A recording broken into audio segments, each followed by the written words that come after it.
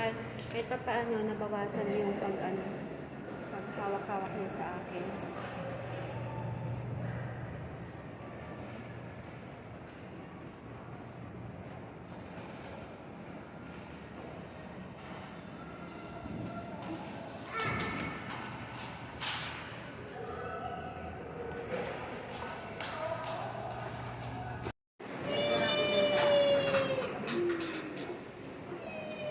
Wait mo siya. Tinitingnan pa yung ano mo, yung room.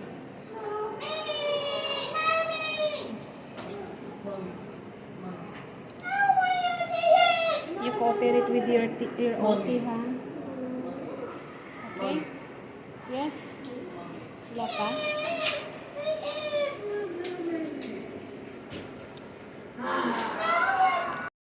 See you later. Bye.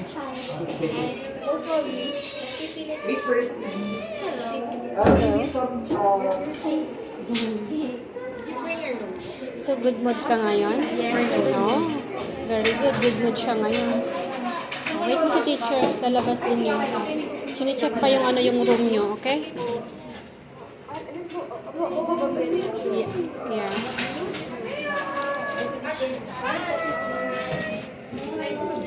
That's not so good. That smell. Yung perfume. Ayun na si teacher, oh. Ito na, teacher. Teacher is there. Hanapin.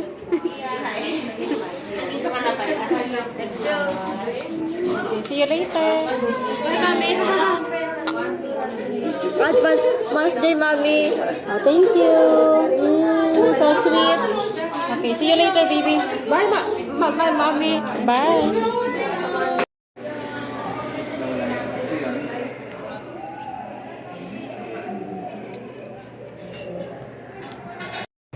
Hi! Yes. Hi, guys. I'm done. So, katatapos lang po ng kanyang ST at OT. Pupunta muna kami sa supermarket. At kakain daw siya. So, yung OT niya, nag-enjoy siya. Second OT niya ngayon. Sa ST niya, medyo may, ano ba yung tawag na hindi masyadong nakipag-cooperate. So, may mga time na gano'n. So, dito kami sa basement. Ayan. Anong ginawa niya? Di ba nagpasulat si Teacher Jeanine? Yeah. May pinasulat kasi yung teacher niya sa kanya. Ayan. So, anong ginawa niya ni Teacher Jeanine? Yeah, you mean? No, Teacher Jeanine. Your speech therapist. Pinabasa ka? Yeah. Basta laging laging susunod kay teacher kasi siya yung tutulong sa speech mo. And then, kay Teacher Iya, anong ginawa niyo? He goes with, and like, games. Oh. You play games. Yeah. Nag-enjoy ka? No, hey, we did draw big bags too. Oh, really? Yeah. Nag-enjoy ka? Yeah. Oh, nag-throw bean bag? Yeah. What's that, bean? Like, nag-shoot kayo ng, yung napanood ko kanina. Yeah. Oh, yung throwing objects yeah.